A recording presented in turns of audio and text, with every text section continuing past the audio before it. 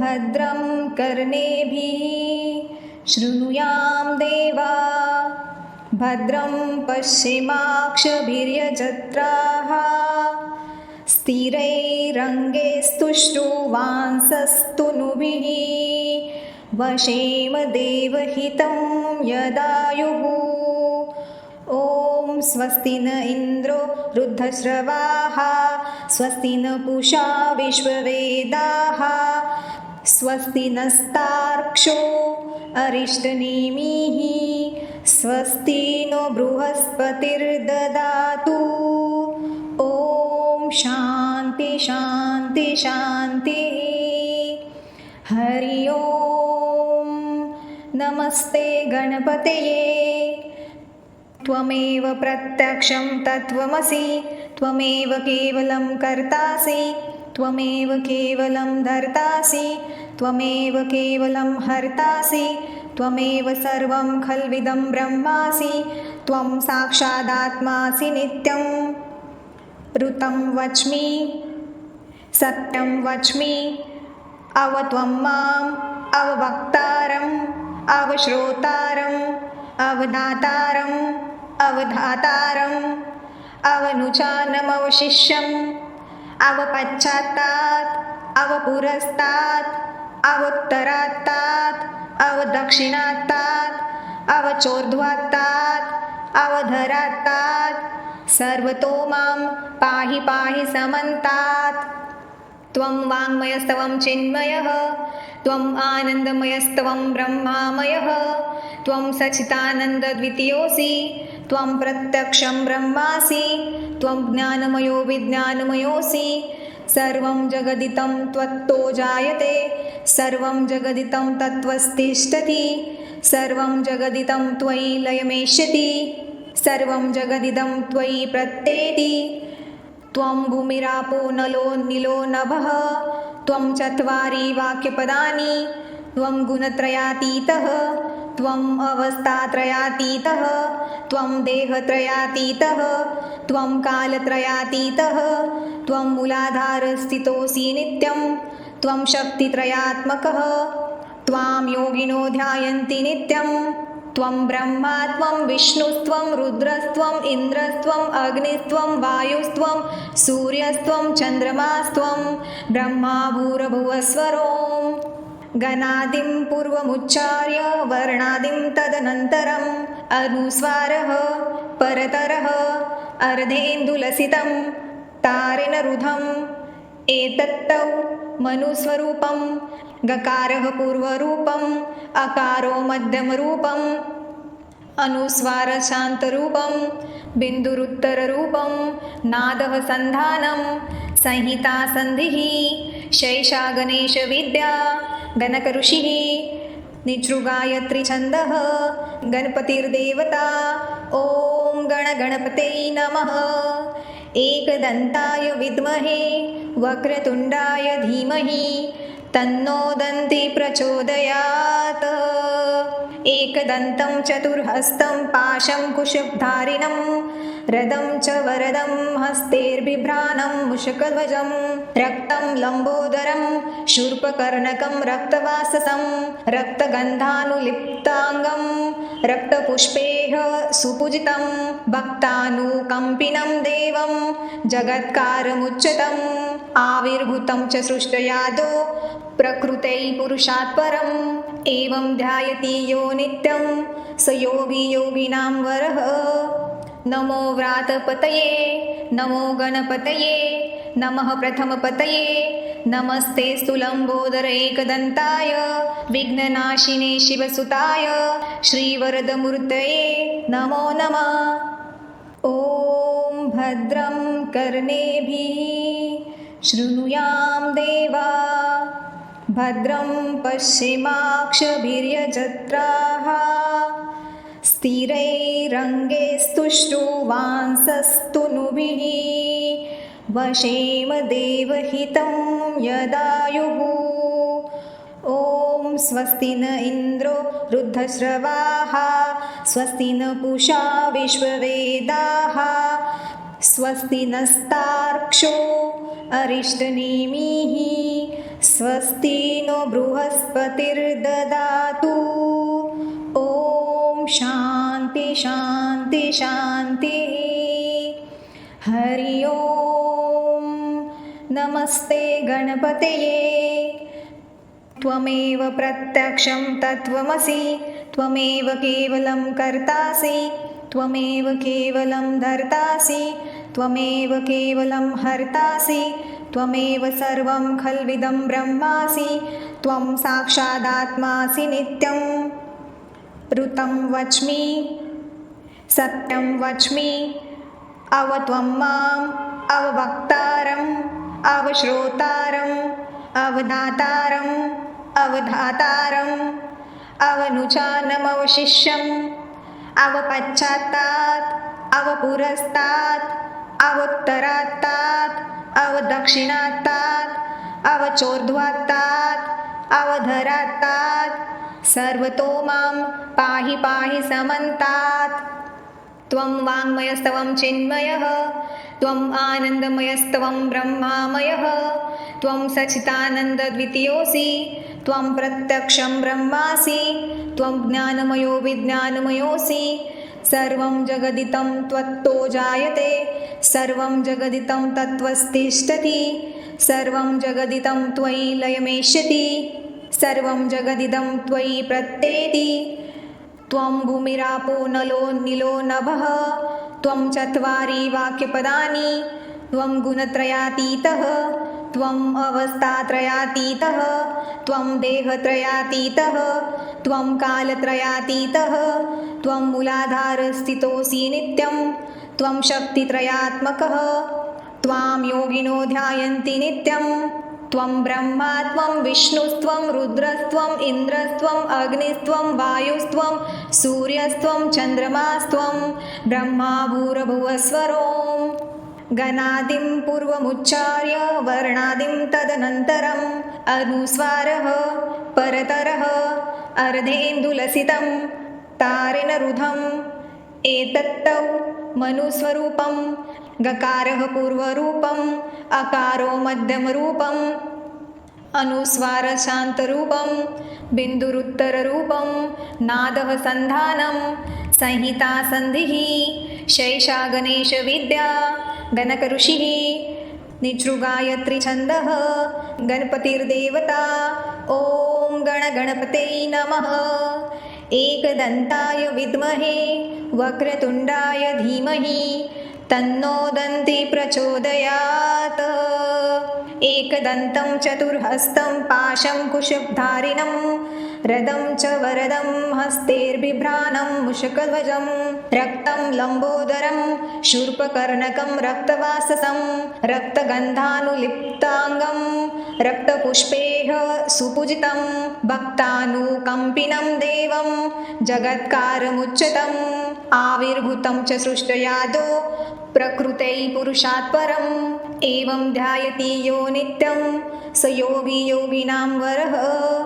नमो व्रातपतये नमो गणपतये नमः प्रथमपतये नमस्ते स्तुलम्बोदर एकदन्ताय विघ्ननाशिने शिवसुताय श्रीवरदमूर्तये नमो नमः।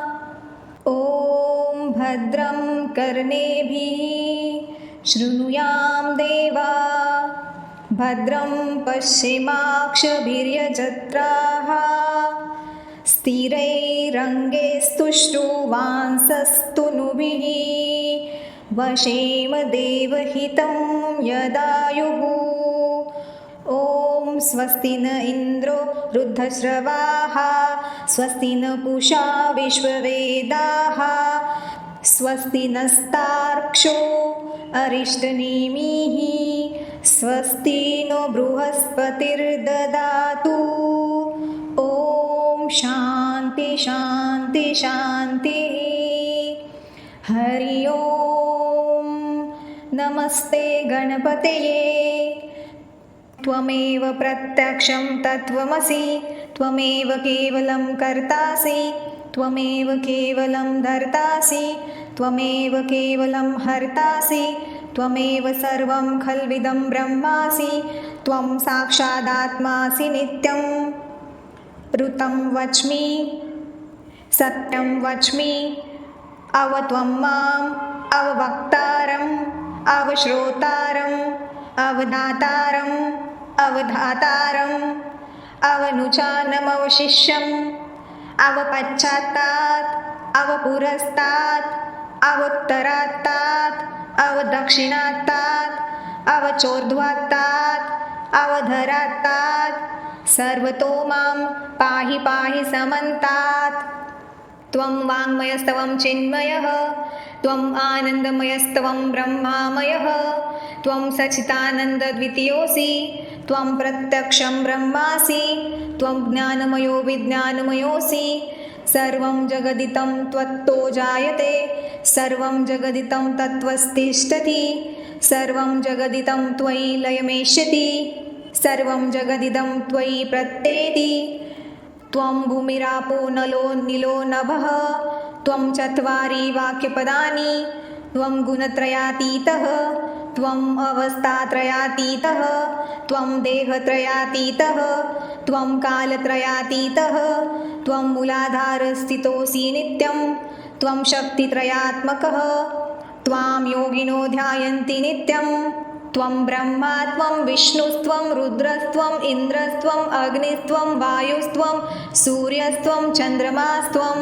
ब्रह्मा भूर्भुवस्वरों गणादिं पूर्वमुच्चार्य वर्णादिं तदनन्तरम् अनुस्वारः परतरः अर्धेन्दुलसितं तारेण रुधम् एतत्तौ मनुस्वरूपं गकारः पूर्वरूपम् अकारो मध्यमरूपम् अनुस्वारः शान्तरूपं बिन्दुरुत्तररूपं नादः सन्धानं संहिता सन्धिः शैषा गणेशविद्या गणकऋषिः निजृगायत्री छन्दः गणपतिर्देवता ॐ गणगणपते नमः।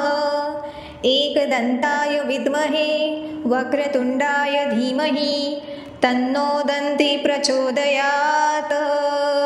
एकदन्तं चतुर्हस्तं पाशं कुशधारिणं रदं च वरदं हस्तैर्बिभ्राणं मुषकध्वजं रक्तं लम्बोदरं शूर्पकर्णकं रक्तवाससं रक्तगन्धानुलिप्ताङ्गं रक्तपुष्पैः सुपूजितं भक्तानुकम्पिनं देवं जगत्कारमुच्यतम् आविर्भूतं च सृष्टयादो प्रकृते पुरुषात् परम् एवं ध्यायति यो नित्यं स योगी योगिनां वरः।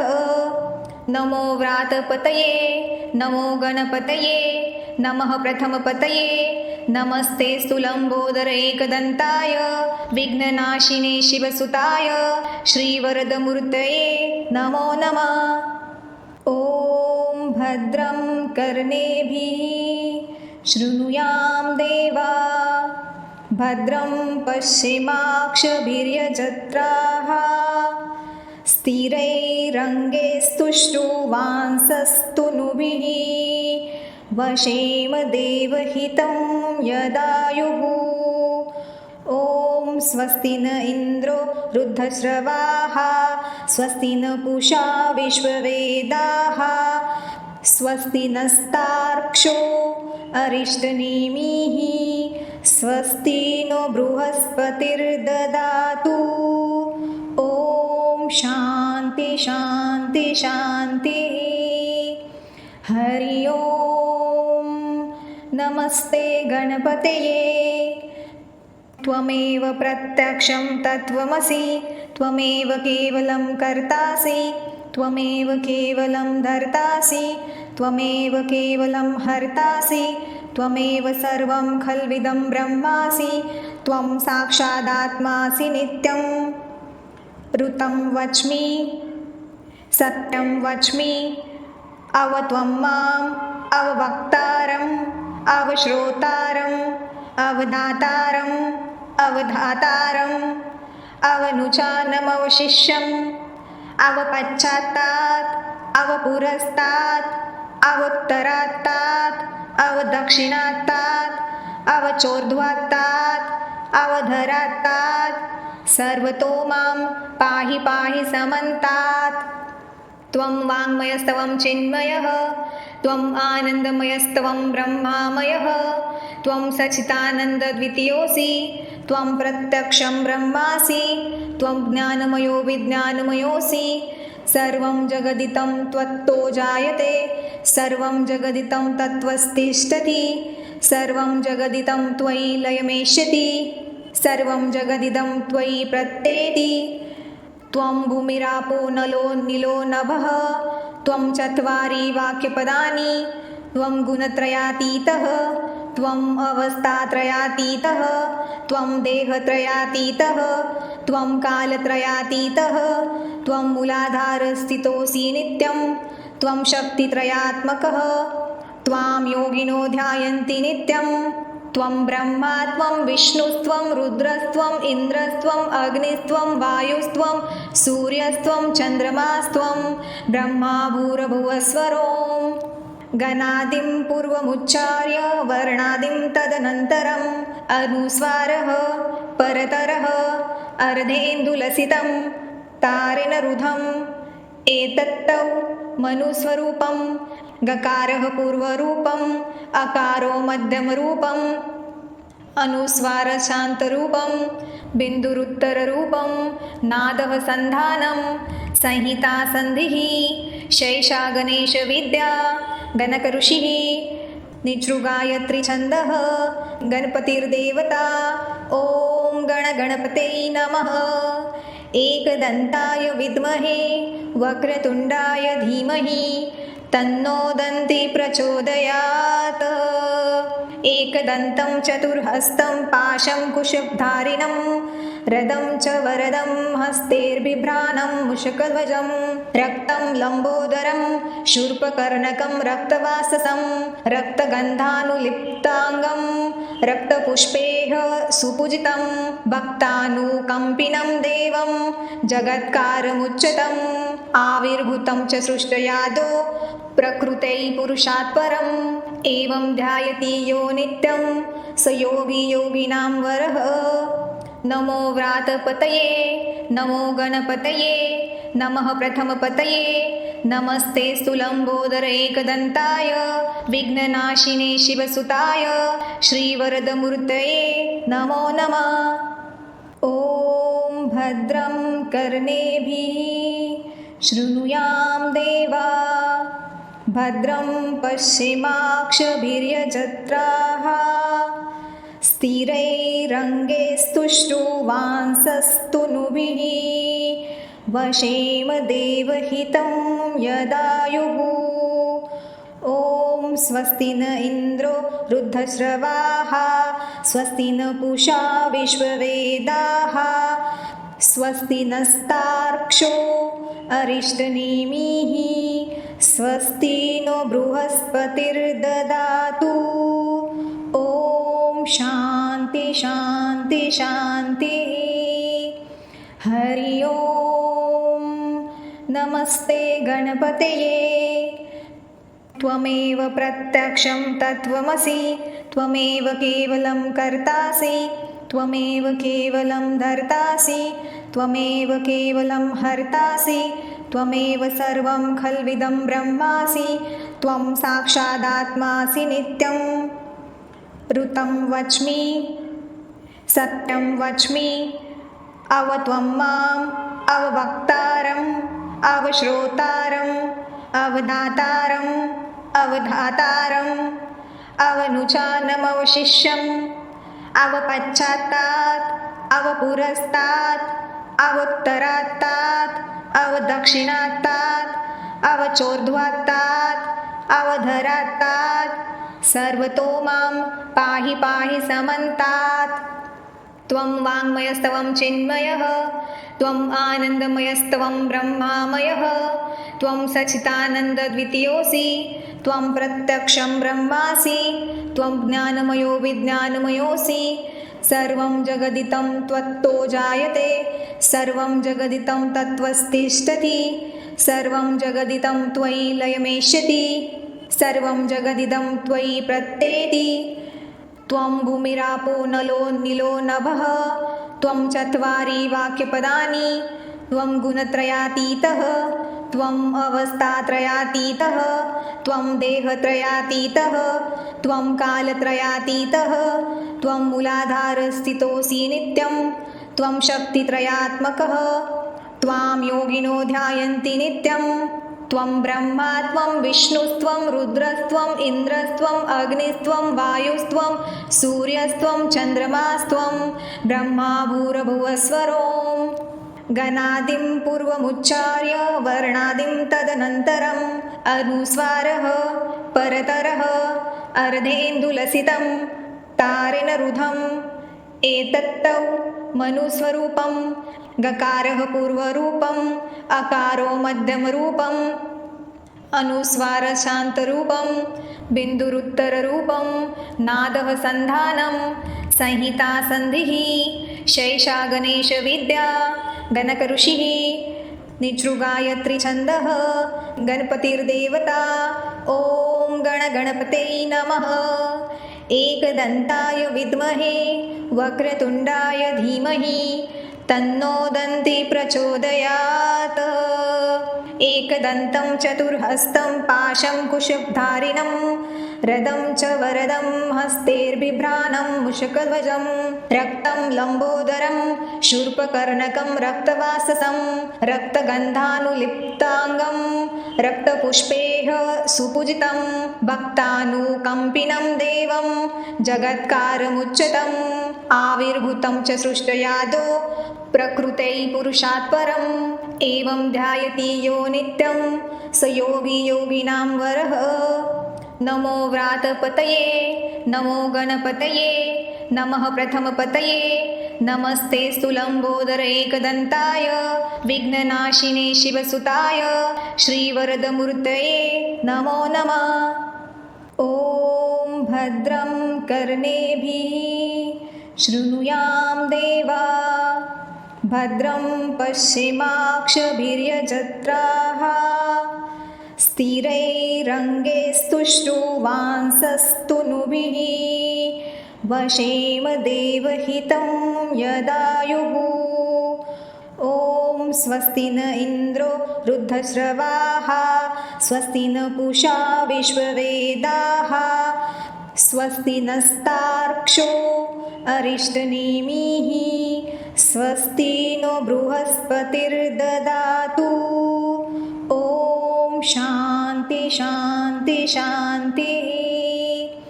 हरि ओम नमस्ते गणपतये त्वमेव प्रत्यक्षं तत्त्वमसि त्वमेव केवलं कर्तासि त्वमेव केवलं धर्तासि त्वमेव केवलं हर्तासि त्वमेव सर्वं खल्विदं ब्रह्मासि त्वं साक्षादात्मासि नित्यं ऋतं वच्मि सत्यं वच्मि अवत्वं माम् अववक्तारम् अवश्रोतारम् अवधातारम् अवधातारम् अवनुचानमवशिष्यम् अवपश्चात्तात् अवपुरस्तात् अवोत्तरात्तात् अवदक्षिणात्तात् अवचोर्ध्वात्तात् अवधरात्तात् सर्वतो मां पाहि पाहि समन्तात्।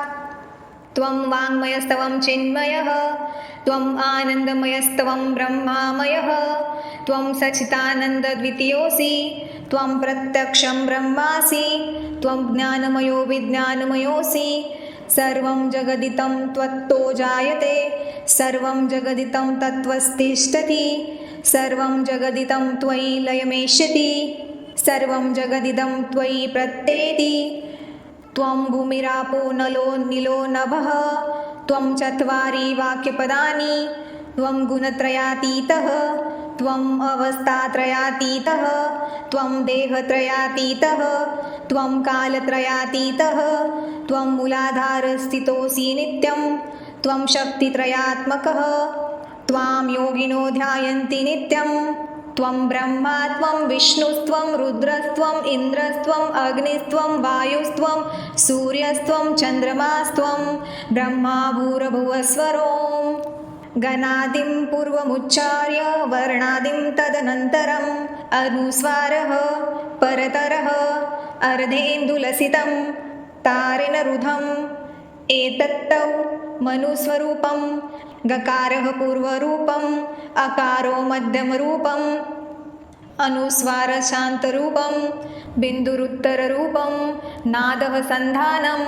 संहिता सन्धिः शैषा गणेशविद्या गणकऋषिः निजृगायत्री छन्दः गणपतिर्देवता ॐ गणगणपते नमः। एकदन्ताय विद्महे वक्रतुण्डाय धीमहि तन्नो दन्ती प्रचोदयात्। एकदन्तं चतुर्हस्तं पाशं कुशधारिणं रदं च वरदं हस्तैर्बिभ्राणं मुषकध्वजं रक्तं लम्बोदरं शूर्पकर्णकं रक्तवाससं रक्तगन्धानुलिप्ताङ्गं रक्तपुष्पैः सुपूजितं भक्तानुकम्पिनं देवं जगत्कारमुच्यतम् आविर्भूतं च सृष्टयादो प्रकृते पुरुषात् परम् एवं ध्यायति यो नित्यं स योगी योगिनां वरः। नमो व्रातपतये नमो गणपतये नमः प्रथमपतये नमस्ते लम्बोदर एकदन्ताय विघ्ननाशिने शिवसुताय श्रीवरदमूर्तये नमो नमः। ॐ भद्रं कर्णेभिः शृणुयाम देवा भद्रं पश्येमाक्षभिर्यजत्राः स्थिरैरङ्गैस्तुष्टुवांसस्तनूभिः वशेम देवहितं यदायुः। ॐ स्वस्ति न इन्द्रो वृद्धश्रवाः स्वस्ति न पूषा विश्ववेदाः स्वस्ति नस्तार्क्ष्यो अरिष्टनेमिः स्वस्ति नो बृहस्पतिर्ददातु। ॐ शान्ति शान्ति शान्तिः। हरि ओं नमस्ते गणपतये त्वमेव प्रत्यक्षं तत्त्वमसि त्वमेव केवलं कर्तासि त्वमेव केवलं धर्तासि त्वमेव केवलं हर्तासि त्वमेव सर्वं खल्विदं ब्रह्मासि त्वं साक्षादात्मासि नित्यं। ऋतं वच्मि सत्यं वच्मि अवत्वं माम् अववक्तारम् अवश्रोतारम् अवधातारम् अवधातारम् अवनुचानमवशिष्यम् अवपश्चात्तात् अवपुरस्तात् अवोत्तरात्तात् अवदक्षिणात्तात् अवचोर्ध्वात्तात् अवधरात्तात् सर्वतो मां पाहि पाहि समन्तात्। त्वं वाङ्मयस्तवं चिन्मयः त्वम् आनन्दमयस्तवं ब्रह्मामयः त्वं सच्चिदानन्दद्वितीयोऽसि त्वं प्रत्यक्षं ब्रह्मासि त्वं ज्ञानमयो विज्ञानमयोऽसि सर्वं जगदितं त्वत्तो जायते सर्वं जगदितं तत्त्वस्तिष्ठति सर्वं जगदितं त्वयि लयमेष्यति सर्वं जगदिदं त्वयि प्रत्येति। त्वं भूमिरापो नलो नीलो नभः त्वं चत्वारि वाक्यपदानि त्वं गुणत्रयातीतः त्वम् अवस्थात्रयातीतः त्वं देहत्रयातीतः त्वं कालत्रयातीतः त्वं मूलाधारस्थितोऽसि नित्यं त्वं शक्तित्रयात्मकः त्वां योगिनो ध्यायन्ति नित्यं। त्वं ब्रह्मा त्वं विष्णुस्त्वं रुद्रस्त्वम् इन्द्रस्त्वम् अग्निस्त्वं वायुस्त्वं सूर्यस्त्वं चन्द्रमास्त्वं ब्रह्मा भूर्भुवस्वरों। गणादिं पूर्वमुच्चार्य वर्णादिं तदनन्तरम् अनुस्वारः परतरः अर्धेन्दुलसितं तारेणरुधम् एतत्तौ मनुस्वरूपं गकारः पूर्वरूपम् अकारो मध्यमरूपम् अनुस्वारः शान्तरूपं बिन्दुरुत्तररूपं नादः सन्धानं संहिता सन्धिः शैषा गणेशविद्या गणकऋषिः निजृगायत्री छन्दः गणपतिर्देवता ॐ गणगणपते नमः। एकदन्ताय विद्महे वक्रतुण्डाय धीमहि तन्नो दन्ती प्रचोदयात्। एकदन्तं चतुर्हस्तं पाशं कुशधारिणं रदं च वरदं हस्तैर्बिभ्राणं मुषकध्वजं रक्तं लम्बोदरं शूर्पकर्णकं रक्तवाससं रक्तगन्धानुलिप्ताङ्गं रक्तपुष्पैः सुपूजितं भक्तानुकम्पिनं देवं जगत्कारमुच्यतम् आविर्भूतं च सृष्टयादो प्रकृतै पुरुषात् परम् एवं ध्यायति यो नित्यं स योगी योगिनां वरः। नमो व्रातपतये नमो गणपतये नमः प्रथमपतये नमस्ते लम्बोदर एकदन्ताय विघ्ननाशिने शिवसुताय श्रीवरदमूर्तये नमो नमः। ॐ भद्रं कर्णेभिः शृणुयाम देवा भद्रं पश्येमाक्षभिर्यजत्राः स्थिरैरङ्गैस्तुष्टुवांसस्तनूभिः वशेम देवहितं यदायुः। ॐ स्वस्ति न इन्द्रो वृद्धश्रवाः स्वस्ति न पूषा विश्ववेदाः स्वस्ति नस्तार्क्ष्यो अरिष्टनेमिः स्वस्ति नो बृहस्पतिर्ददातु। ॐ शान्ति शान्ति शान्तिः। हरि ओम नमस्ते गणपतये।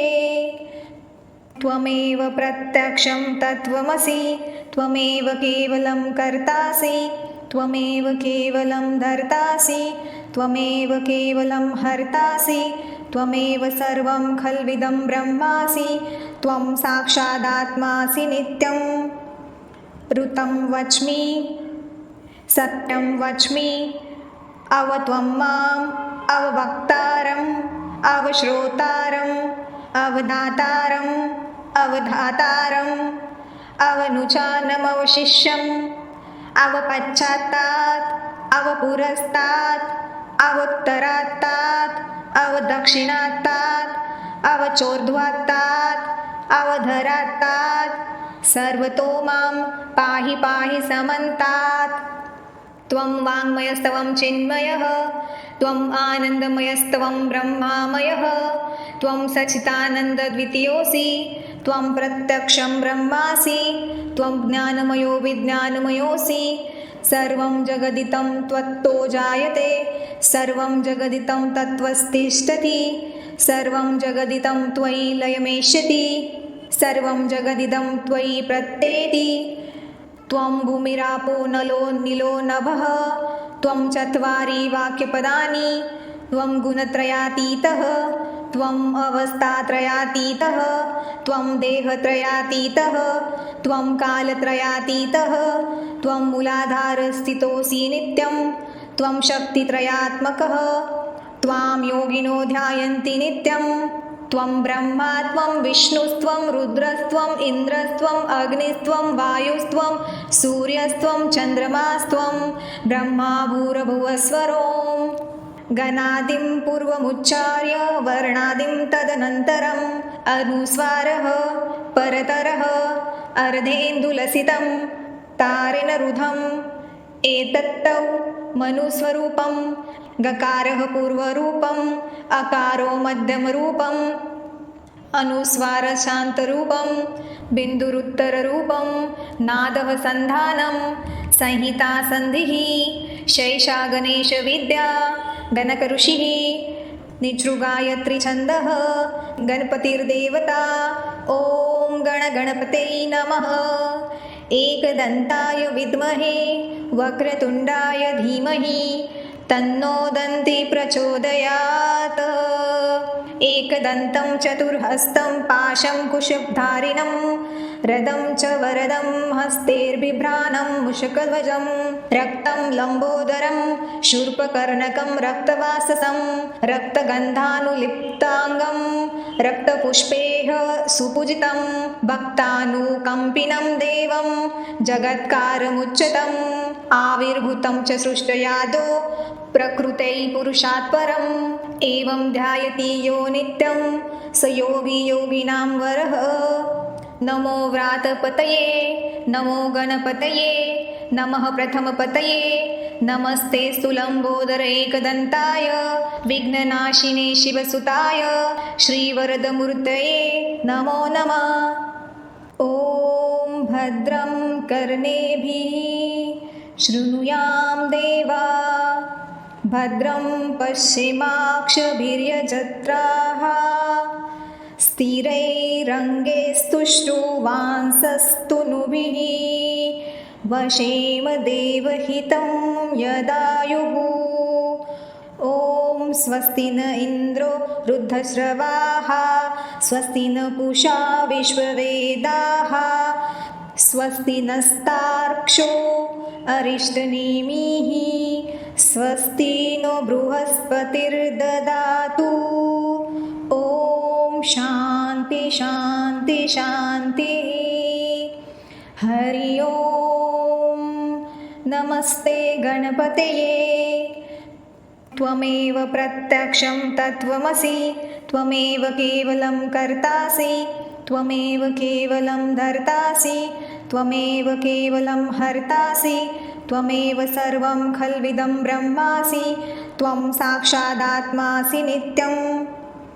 ऋतं वच्मि सत्यं वच्मि अवत्वं माम् अववक्तारम् अवश्रोतारम् अवदातारम् अवधातारम् अवनुचानमवशिष्यम् अवपश्चात्तात् अवपुरस्तात् अवोत्तरात्तात् अवदक्षिणात्तात् अवचोर्ध्वात्तात् अवधरात्तात् सर्वतो मां पाहि पाहि समन्तात्।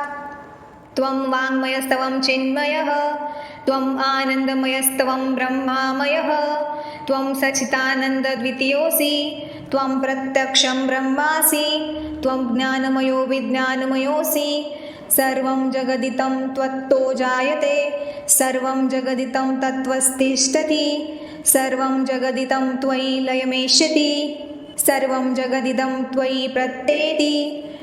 त्वं भूमिरापो नलो नीलो नभः त्वं चत्वारि वाक्यपदानि त्वं गुणत्रयातीतः त्वम् अवस्थात्रयातीतः त्वं देहत्रयातीतः त्वं कालत्रयातीतः त्वं मूलाधारस्थितोऽसि नित्यं त्वं शक्तित्रयात्मकः त्वां योगिनो ध्यायन्ति नित्यं। त्वं ब्रह्मा त्वं विष्णुस्त्वं रुद्रस्त्वम् इन्द्रस्त्वम् अग्निस्त्वं वायुस्त्वं सूर्यस्त्वं चन्द्रमास्त्वं ब्रह्मा भूर्भुवस्वरों। गणादिं पूर्वमुच्चार्य वर्णादिं तदनन्तरम् अनुस्वारः परतरः अर्धेन्दुलसितं तारेण रुधम् एतत्तौ मनुस्वरूपं गकारः पूर्वरूपम् अकारो मध्यमरूपम् अनुस्वारः शान्तरूपं बिन्दुरुत्तररूपं नादः सन्धानं संहिता सन्धिः शैषा गणेशविद्या गणकऋषिः निजृगायत्री छन्दः गणपतिर्देवता। ॐ गणगणपतये नमः। एकदन्ताय विद्महे वक्रतुण्डाय धीमहि तन्नो दन्ती प्रचोदयात्। एकदन्तं चतुर्हस्तं पाशं कुशधारिणं रदं च वरदं हस्तैर्बिभ्राणं मुषकध्वजं रक्तं लम्बोदरं शूर्पकर्णकं रक्तवाससं रक्तगन्धानुलिप्ताङ्गं रक्तपुष्पैः सुपूजितं भक्तानुकम्पिनं देवं जगत्कारमुच्यतम् आविर्भूतं च सृष्टयादो प्रकृते पुरुषात् परम् एवं ध्यायति यो नित्यं स योगी योगिनां वरः।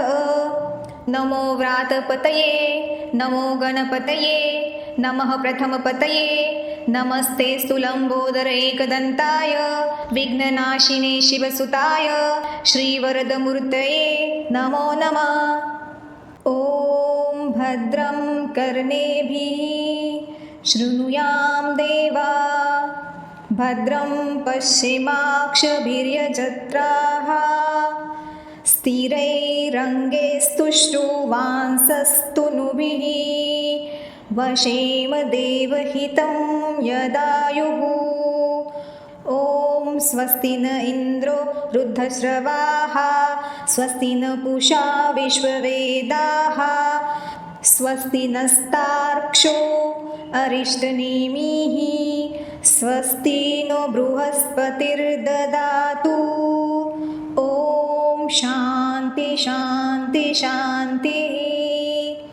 हरि ओं नमस्ते गणपतये।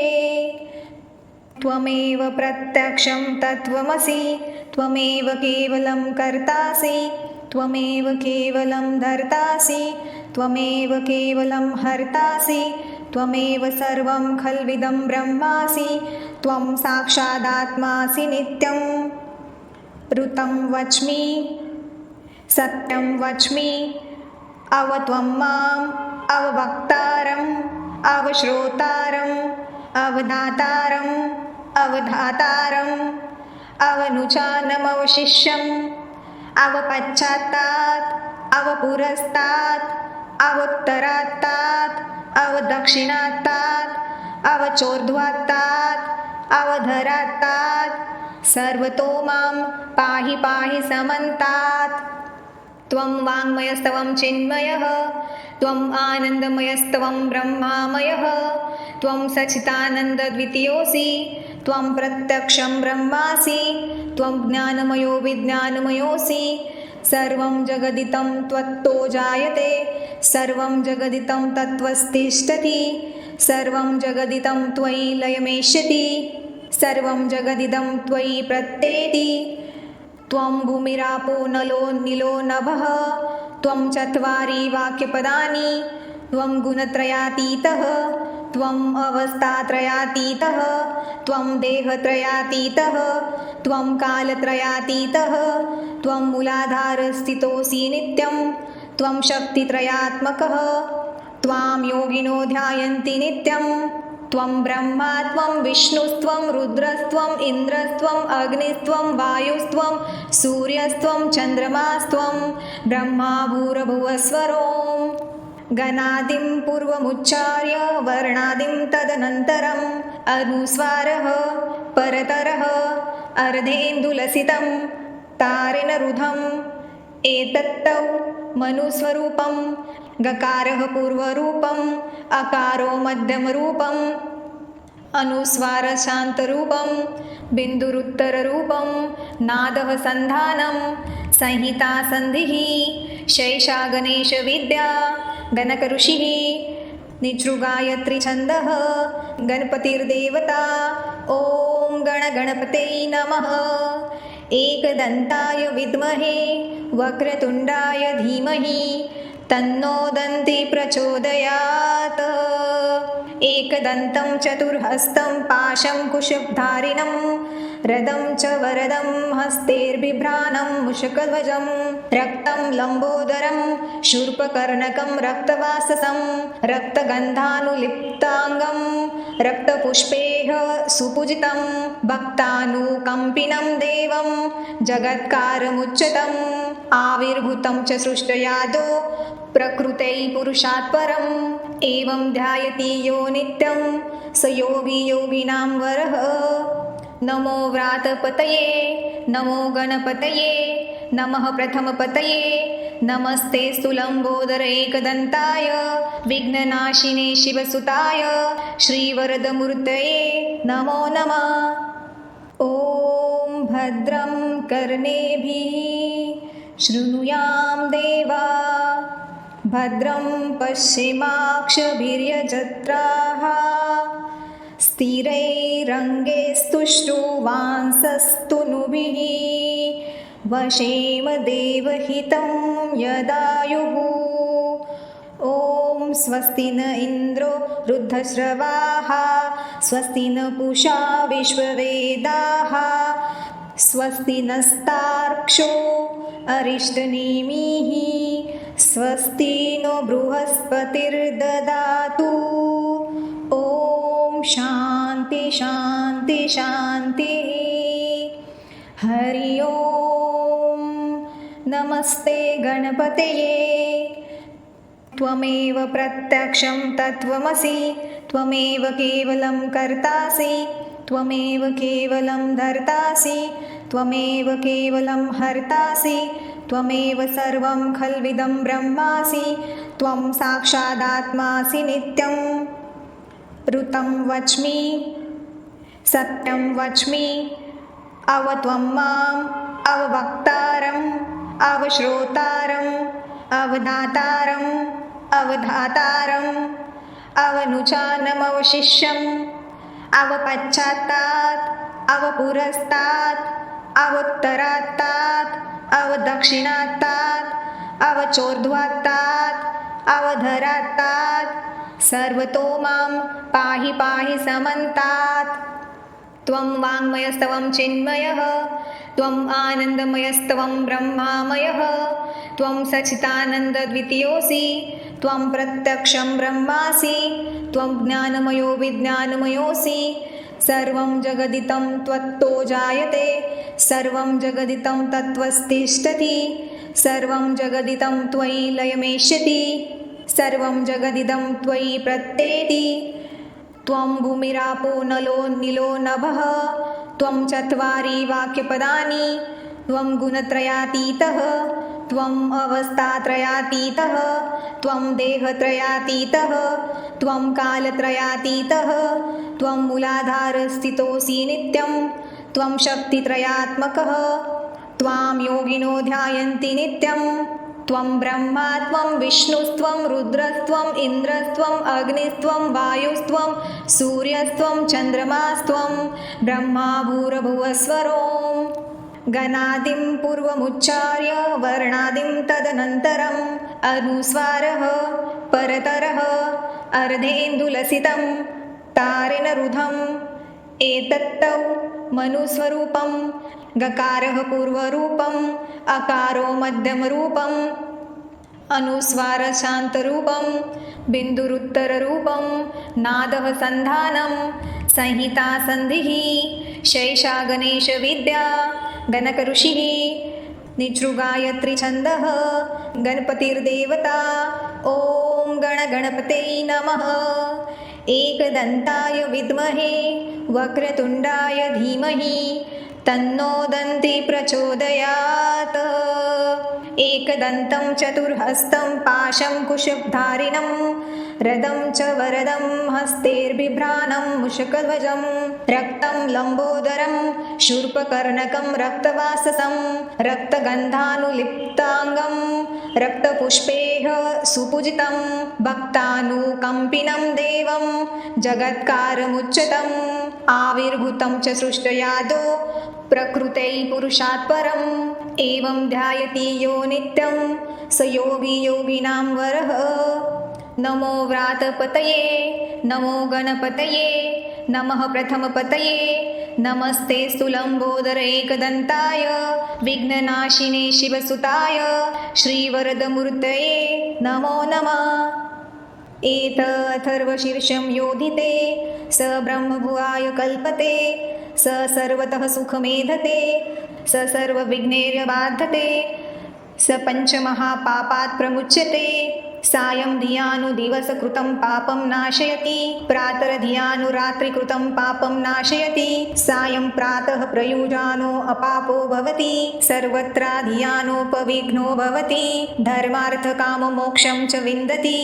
इदम् अथर्वशीर्षं शिष्याय न देयं यो यदि मोहत्यासति स पापीयान् भवति सहस्रावर्तनात् यं यं कामं धिते तं तमनेन साधयेत् अनेन गणपतिं विशंसति स वाग्मी भवति चतुर्था मनश्रनदपति स विद्यावान् भवति स यशोवान् भवति इत यथर्वणवाक्यं ब्रह्माद्यावरणं विद्यात् न बिभेति कदानचेति यो दुर्याङ्कुरे यजति स वैश्रवणोपमो भवति यो लाजर्यजति स यशुवान् भवति स मेधावान् भवति यो मोदकसहस्रेण यजति स वाञ्छितफलं वाप्नोति यसाच समृद्धिर्यजति स सर्वं लभते स सर्वं लभते अष्टो ब्राह्मणान् सम्यक् गृहीत्वा सूर्यवर्चस्वी भवति